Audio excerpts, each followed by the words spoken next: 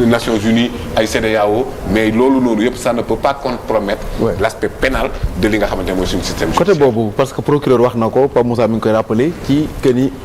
jot xaalis moo leen gënal remplir ay kaso am na ñoo xam ne joxe nañu caution mais yenn yi dañ ko rejeté avocat yi Farba Ngom ñoom li ñu jàpp mooy dafa am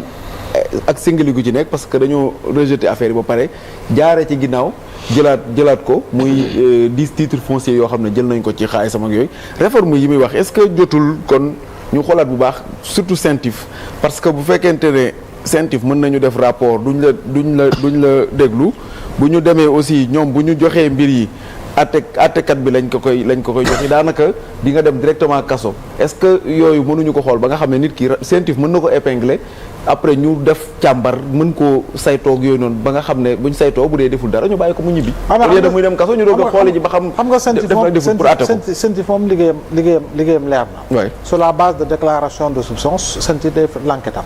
CENTIF nag moom régie financière boobu mu munti doon. am na fa li nga xam moo di ñaari tànk ak ñaari loxo. waaye moom bu defee rapport am ba pare waaye du CENTIF mooy àtte.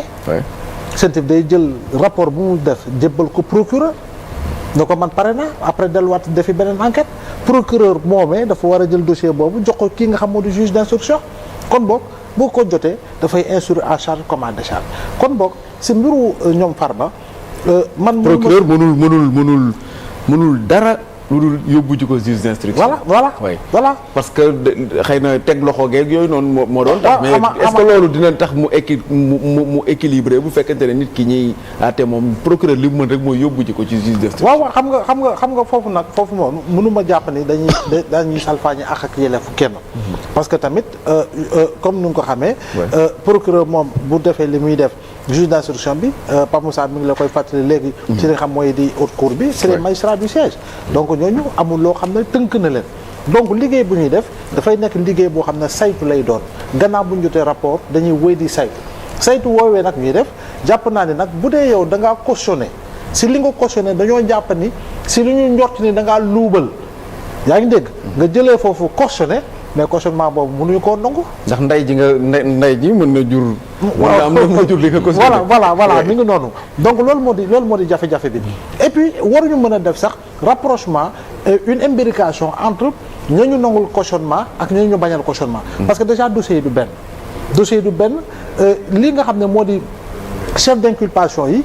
wala infraction visée itam nekkul benn. deuxième élément. bu fekkee ne noonu nga ko bëgg a jàppee ba naan cabale politique wala leneen mais bépp prisonnier bu ñu accordé liberté provisoire kon tous les autres prisonniers ont le droit d'obtenir une liberté provisoire kon boog boo bëggee ne kii bu cautionné da nga war a nangu cautionnement kee kon boobu képp ku ñu may liberté provisoire na jàpp ni ñeneen ñëpp am nañu droit à la liberté provisoire donc dama koy waxaat man li ma gisugum yëpp yoon mi ngi doxal yoon te juge d'instruction bi juge yi nga xam ne ñoo yor dossier yi ñoom ñoo am appréciation exclusive xool comme ni ñu def ak Ndeye Saly Diop Dieng ni nangul nañ la lii en attendant ñuy yeggali li nga xam moo jëm ci sa dossier Ismaïla Madior Fall yow demal toog sa kër waaye dañ lay taxal bracelet électronique déedéet yow Moustapha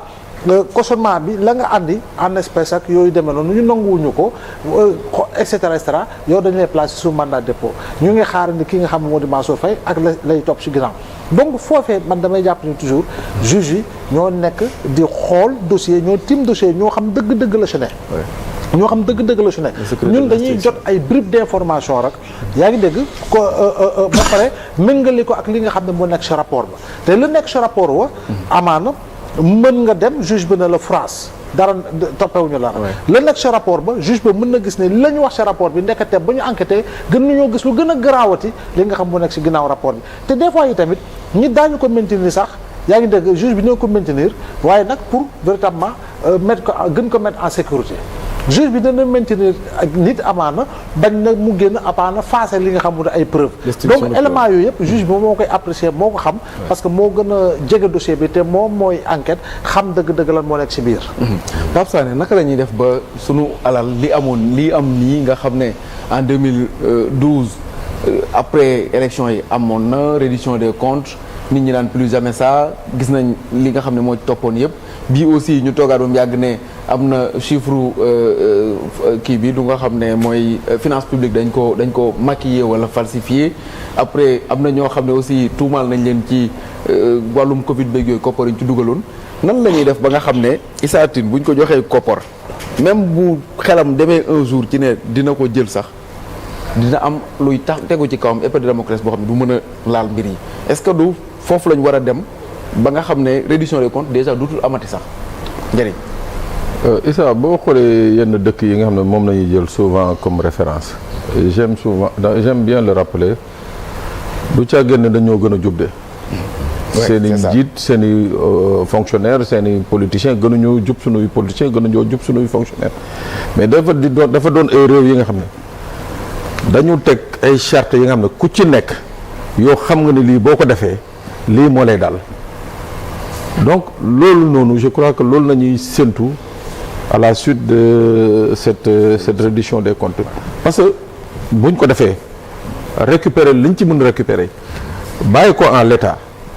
wallahi à la fin du mandat du président Bassirou Diomaye Faye yàlla na ko yàlla may deuxième mandat bu dee moo gën ci moom ak sénégalais yi on va se retrouver dans la même situation mooy lan mooy que dañuy toogaat di waxaat reddition des comptes parce que diw def na lii def na ni ñu ngi koy wax sànq ci wàllu texte Issa on a les meilleurs textes mais souvent qu'est-ce qui se passe c'est dans la pratique dans l'application qu'il y a des problèmes tey il y a eu le dialogue les assises de la justice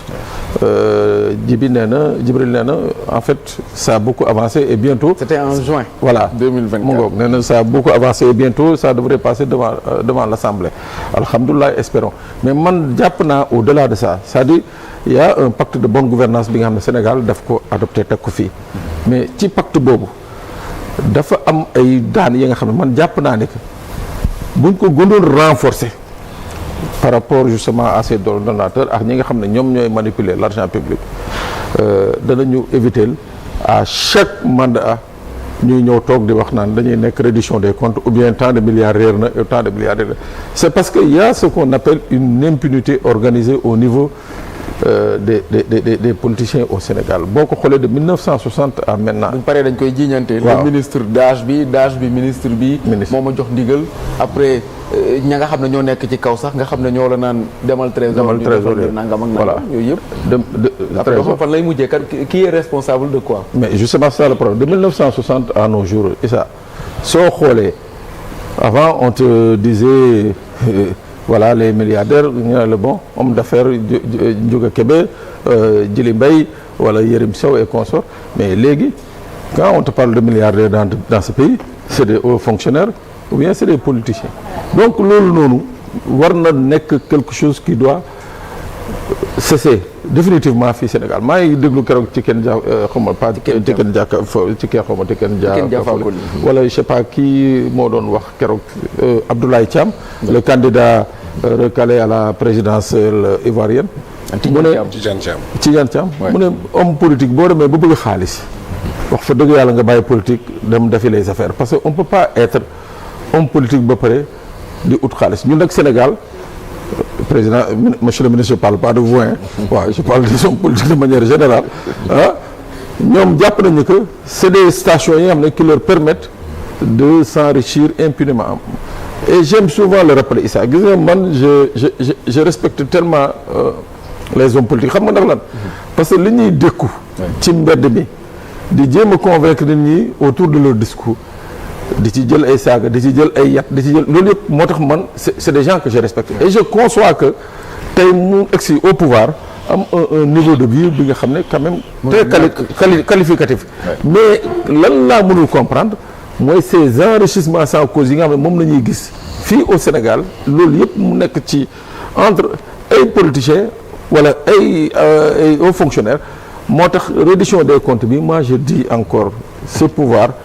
n'a pas le droit d'échouer ou bien n'a pas le droit de faiblir gis nga ni ñu ko tegee nii nañu bàyyi justice bi nam koy defee continuer di ko defee nii